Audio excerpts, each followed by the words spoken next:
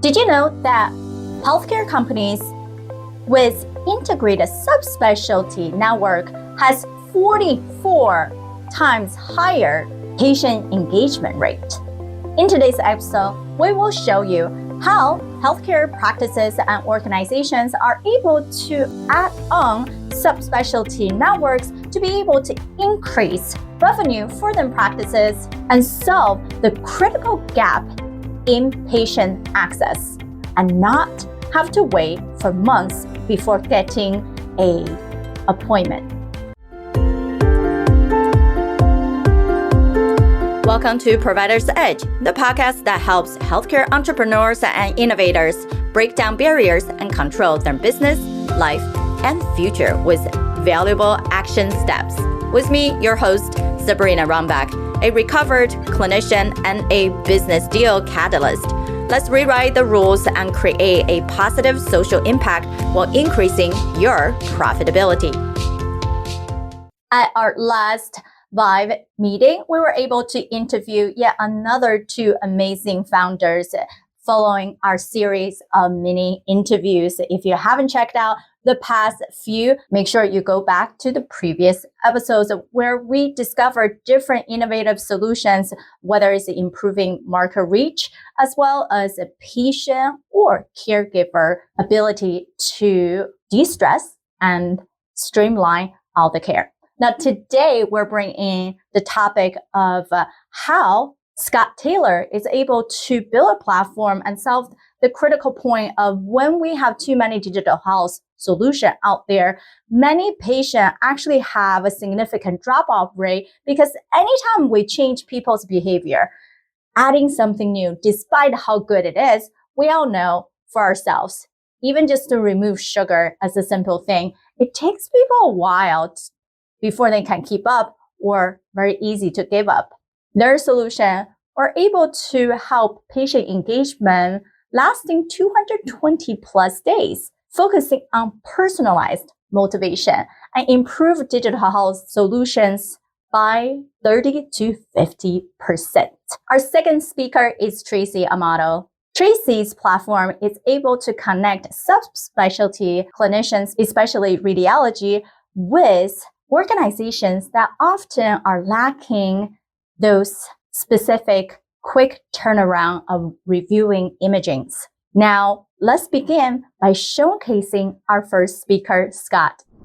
Hi, we're back at Vive. This is Sabrina Runbeck. I'm here with Scott Taylor. Thank you for being here with us. Hi, Sabrina. Great to be here. Yes, so we are talking about how your special solutions for health are able to benefit the healthcare system and the patients and caregivers. So tell us a little bit about your mission and how are you uniquely solving a problem in the space? Yeah, we started Perks Health to really solve what we saw as the traditional healthcare engagement problem. And a lot of people talk about that as adherence or persistence. How do you get people to do the things they need to be doing outside the clinical setting and stick to those over the long term? I think as we've evolved, we realized that there's not just a traditional engagement problem in healthcare of getting people to take their medications, do their physical therapy, attend their appointments, but also a real challenge with digital solutions around engagement. How do you use digital tools to engage people outside the clinical setting? Importantly, how do you get them to use that on a daily basis, frequently and continuously to see better outcomes? And that's really what we're focused on, is how do we enable health plans and healthcare systems to build condition management programs or gap closure programs that actually engage members day in, day out, continuously over the long term to see better outcomes. Exactly right. When we as clinicians or whoever is making the decision and plans for the patients, if they are not doing it, then we don't know how well those decisions are actually impacting them. And at the same time, we understand patients and caregivers, they're super busy and they have other things going on, or they are sometimes dealing with multiple conditions. And it's difficult to remember when they're on 10 different medications or all these exercise rehab plans. How do you even keep up? Where do you store the information to do all those? So be able to have a system to monitor and to entreat people enough to actually do what they need to do for their own health. It's a huge thing, despite what people say about self-care, right? Yeah, absolutely. So how are you guys making sure people are actually adhere to their plans? Yeah, we're really focused on a couple of things. One, we believe strongly that patients need to be treated as individuals, that everyone is different, and that goes to the type of care plan that they need. So they're not just, a diabetes patient. In many cases, there's someone who's managing multiple chronic conditions, different combinations of medications, conditions, tasks that need to be doing. So I think we need to recognize that. We also need to recognize that individuality when it comes to how we motivate them to stick to that treatment plan. So some people may just need a bit of education or a bit of information about why, managing their diabetes is really important. Other people need other motivations, so they might not be health literate and they might not necessarily be motivated by education or information. So we need to think about, could we give them some sort of financial incentive to make the right decisions? Could we gamify their treatment plan? Could we create social or accountability with caregivers or other people within their care team to ultimately drive them to engage with their care plan and stick to their care plan over time? And so that's how we really think about it, is how do you leverage the individuality of the patient but in a scalable digital solution? So when we talk to health plans and talked about how are you solving this problem at the moment, the solution that they've generally found to be most effective in managing these complex patients with multiple chronic conditions is care management. So a clinical team member or a nurse calling someone up and talking to them about what are their individual motivations. Do they want to get healthy for their grandkids, or would they be really motivated by a challenge or something like that? That's ultimately, we look to try and deliver that same impact at scale for health plans and healthcare systems that we work with, and ultimately better outcomes for those patients. Right. It's all about individual self-motivation, because at the end of the day, no one does anything but really how is that benefit for them. Absolutely. And all of us, despite how big grandiosity that we have that mission going forward, we have to align each individual's purpose and mission into the common goal that we wanted to provide. And that goes definitely for our end users, the patients and caregivers, as well as we build companies to be able to drive positive changes in healthcare. Absolutely. So with that being said, how are you guys being able to go to market? What are the strategies to make sure that the solution is in the right hands so people can actually adapt to these things? Yeah, absolutely. And I think that's one of the big challenges that a lot of digital health companies, but also payers and providers experience, is that they design a solution that looks fantastic. It has all the clinical treatment protocols embedded in the app or in the website. It looks great. It produces fantastic reports when they're doing kind of tests, and then they look to roll it out into the real world. And you see 5% of people actually adopt those solutions. And then perhaps more scary is that there was a study that was released 2 years ago which found that the average patient who does adopt those solutions engages for about 5 days and then drops off. And that is not effective enough for long-term chronic condition management or long-term intervention. And that day-to-day behavioral change doesn't happen in less than a week. And so we often work with plans and providers to say, what are the strategies that we could use to improve uptake and increase engagement over the long term? So when we look at those numbers for Perks Health, we see between 30 to 50% of eligible patients enroll in our programs. But perhaps more importantly, that those that do enroll on average engage for over 220 days, so versus that 5 days. And I think that's super important in thinking about how do you get this solution not just into market, but actually driving real outcomes is really solving that uptake and enrollment problem and then that engagement problem that a lot of solutions struggle with. For us, we usually partner with plans or partner with healthcare systems or even partner with other digital health companies to roll this out to their members and ultimately improve outcome for those members that drives return on investment for the plans and providers. Right, it's all about that adaptability piece. It doesn't matter how good of solution we can create, if people are not using it and not able to modify their health behavior, then we don't really have things to show them that these are actually working and beneficial. So that being said, if we give you a magic wand that will solve one of the biggest things, whatever that is, what would you use the magic wand on? It's a good question. I think for us, it often comes down to really being able to work with payers to demonstrate the impact we can have for their population. And so I think there's often, every payer's population is unique. And so often we will start off with a pilot where we're starting with a couple of hundred, a couple of thousand members and really looking to validate the impact that it has, not just on their their cost outcomes and their claims outcomes, but also on their health outcomes. That sometimes takes a bit of time to get up and running, and so I think the big one is figuring out the best way to validate and continue to validate the solution in the market, and that really requires buy-in from both the payers, but also the providers and digital health companies like us.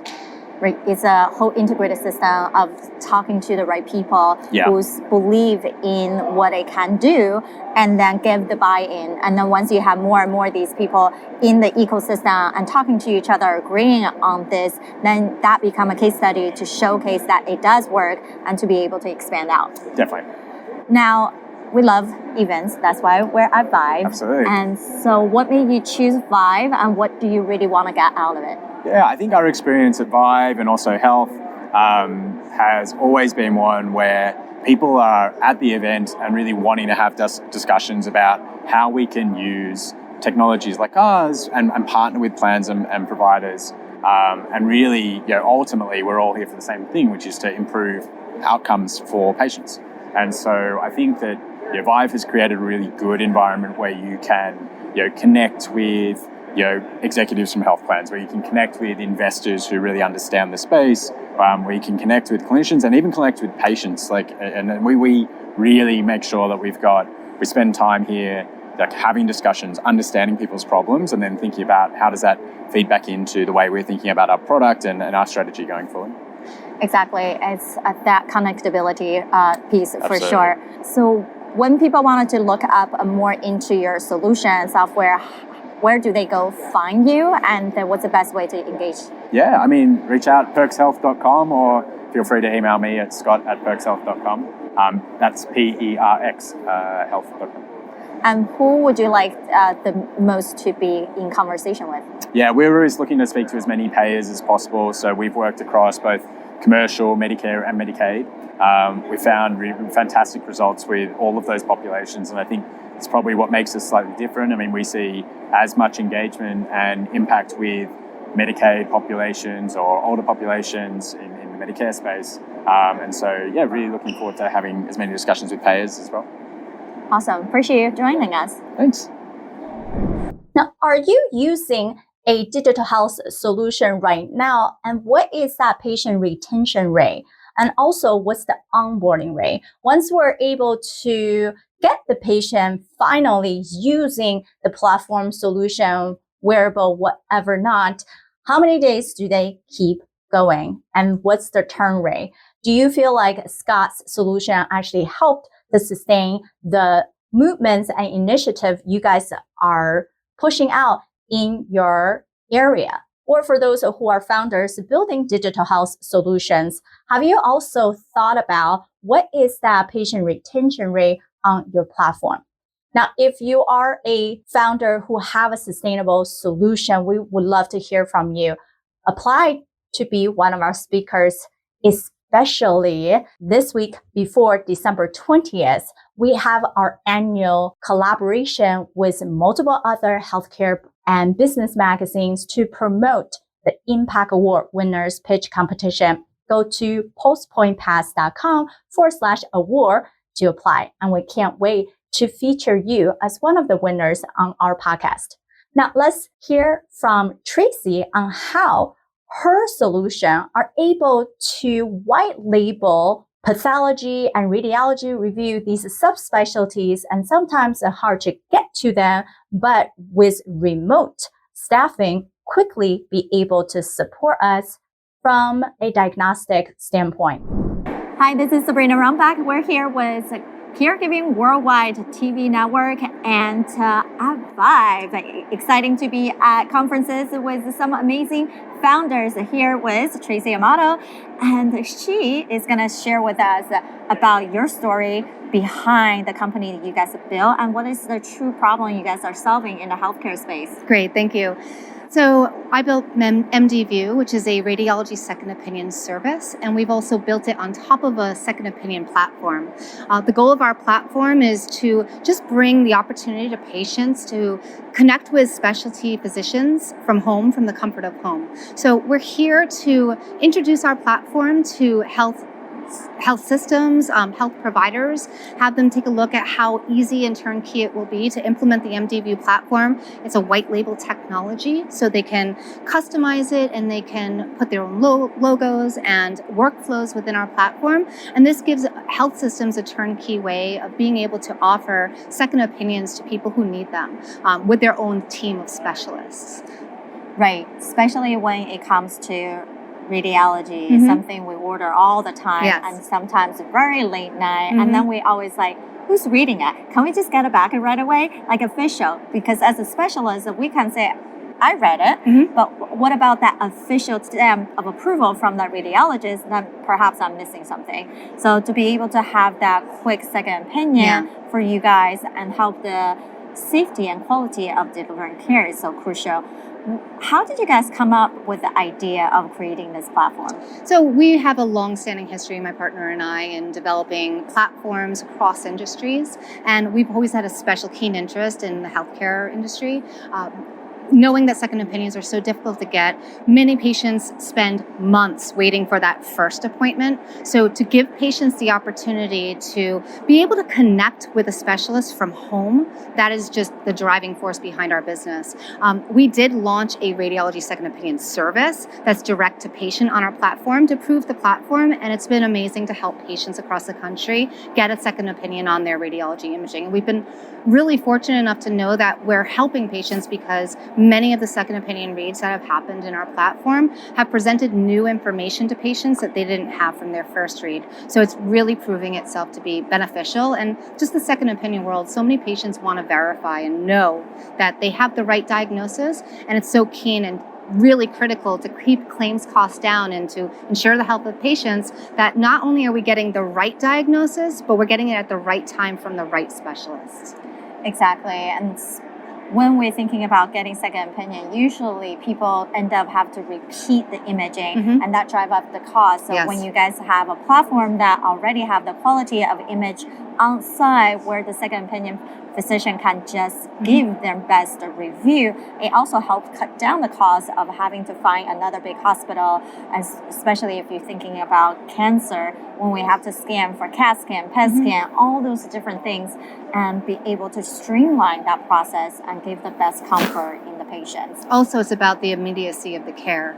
We're not talking about waiting longer where delay of care is causing the problems to get worse, causing the disease to progress. And with our direct-to-patient service, we're also connecting that patient with a subspecialty radiologist. So right now there's obviously a radiology shortage, and a lot of radiologists are taking on the burden of reading studies that, they can read, but they're not specialized in. And so having that subspecialty read just opens the door to so much more expertise by having a neuroradiologist read instead of a general radiologist or a breast imaging radiologist who doesn't read brain MRIs every day. Having that extra layer of care just makes it so much better for the patient and results in a more advanced read.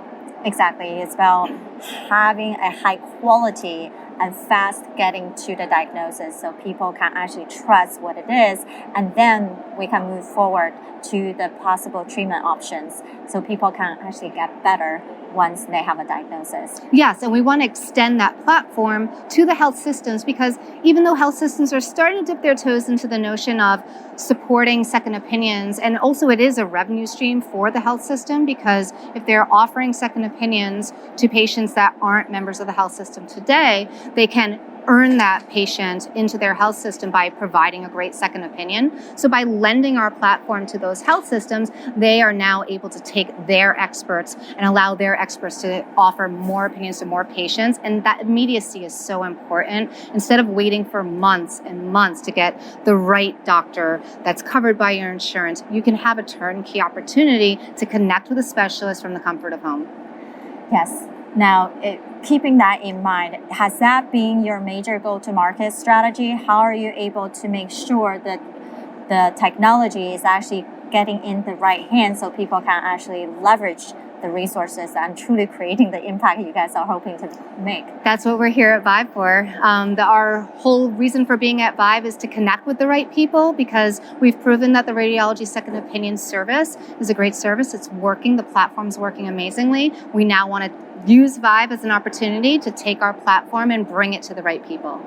So has conferences been working out really well for you guys? So you're focusing on major conferences to be able to be in front of these hospital systems? This is our actually first conference where we're launching our second opinion platform. So we're really excited to be presenting it here. It's going really well, and we're looking forward to future conferences. Amazing. And if we're gonna give you a magic wand, something just instantly disappear on your path as we are launching this for you guys, what would it be? What is one thing that needed to get out of your way so you can truly move forward? It's really the opportunity to get in front of the right people at the right time. Every conversation we've had today and the other days of the conference have been so excellent. So it's our opportunity. We need to get in front of the right audience so that they can see our platform, see its versatility and its various use cases beyond just second opinion. We even deal with virtual care as well. So getting to those right people is the magic wand I would need. Right, because conferences only happen so many times throughout the year. How do you continue gaining that momentum, meeting people at different locations, different spots, so they can actually truly help you to move forward? And sometimes a conference is like, hey, you're doing amazing things, so let's keep the conversation going. Right, exactly, and that's what's been happening thus far at Vibe. Perfect. Thinking about Vibe as a major place, and then you really said that it's about finding the right people and then getting you to the right system so you can have these conversations. Have you find a major domain that you're like super excited about as you're creating the platform and getting to those people? Which what I mean is, what has been some of the successful way that you have seen, like, hey, we actually have big win, and these are the sector we really do really well on, so you know to keep doing more of. Yeah, I think one of the biggest sectors that we're extremely interested in and becoming more and more focused on is digital pathology and whole slide imaging. Our platform is perfect for that peer-to-peer communication that is required in that industry. So that's been a great win here, as well as learning more about some AI features. We've done a lot of AI work in terms of sandbox and sending images out, getting the AI results and pulling them back into our platform. So just expanding upon that and trying to find more ways that we can bring AI in a non-intrusive way to practitioners and allow them to choose whether or not they're using the output. Those are the types of things we're focusing on today. Yeah, that's exciting, is that we know experts have their medical degree, years of training. Right. At the same time, AI can help us to say, do I want to verify that? Right. Are we missing out anything? And just so we can, for sure, getting the right information quickly to the patients. How have you been able to say, hey, this is the place that you want people to gather and then find more about you guys, and so you can have the right conversation going forward? In terms of here or in terms of just in general? In general. In general, we have our website. It's MDView.com. That's where you can learn more about our platform. You can also learn about our radiology second opinion service. And we're open to communication. We're excited to be meeting more people. Awesome. I appreciate you for sharing the story. Thanks so much. Thank you. What did you thought about Tracy's white label solution? Is that something that you will likely adapt into your organization, or something perhaps you guys are already using? What's that experience like for those who already have similar solutions in your organization? Make sure to comment below or post your comment on LinkedIn and tag me, Sabrina, Runbeck. Both founders are using personalized medicine, the way to motivate individual users for their solutions. And both leaders are really tackling the engagement question, whether it's engaging with patients themselves or engaging with clinicians to be able to bridge the gap of how do we quickly get to the result and support people where they need to be. And when we have amazing new solutions, how do we want to make sure people keep using it and continue to adapt into their lives, their workflow? I would love to hear from you guys. What are some ways you have been either creating digital solutions for your organization or for other people or healthcare entities? What's that experience look like that you have thought about to improve patient engagement or adapt solutions like collaborating with outsourcing subspecialty resources to be able to perhaps increase revenue for your organization. Make sure to comment and tag me. And for all of you who are amazing founders, especially in this holiday season, we would love for you to be our next winner of Impact Award. Make sure to go check out and scan the barcode on the screen to apply. Deadline is December 20th. Thank you for tuning in to Provider's Edge podcast. We hope you enjoy our latest episode and found the insights and tips helpful. We'd love to hear your feedback on the show and learn what topics you'd like us to cover in the future. So please take a moment to leave us a review on your favorite podcast platform and let us know what you think.